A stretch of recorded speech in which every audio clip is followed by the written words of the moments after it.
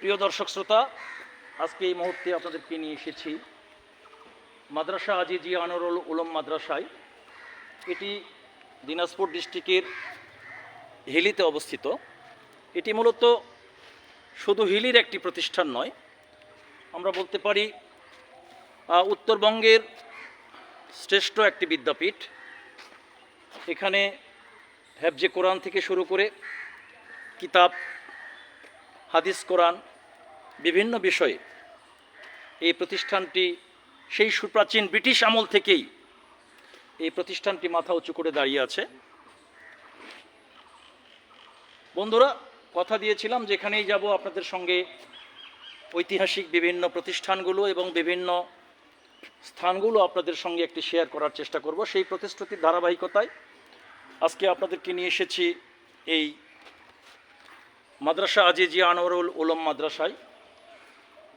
দেখতে পাচ্ছেন অত্যন্ত ছায়াছনিবিড় পরিবেশে এই মাদ্রাসাটি সুন্দর একটি স্থান দখল করে রয়েছে। এখান থেকে লক্ষ লক্ষ স্টুডেন্ট যারা কোরআন এবং সুন্নাহ জ্ঞান অর্জন করে বাংলাদেশের বিভিন্ন প্রান্তরে ছড়িয়ে ছিটিয়ে গিয়েছে এবং বাংলাদেশের তথা সারা বিশ্বের ইসলামী শিক্ষার একটি অবদান এই প্রতিষ্ঠানটি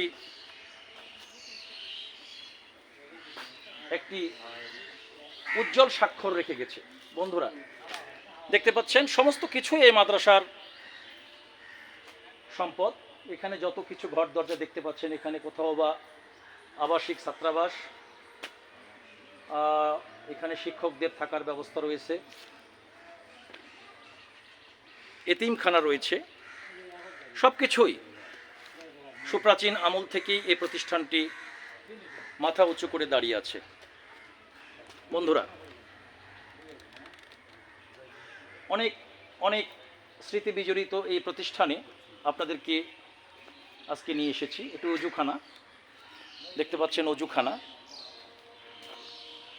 ঈদের ছুটিতে এখানকার যারা স্টুডেন্ট তারা মূলত বাড়িতে ছুটিতে গেছে, আবার ঈদ শেষে আবার তারা শিক্ষাক্ষেত্রে যোগদান করবে।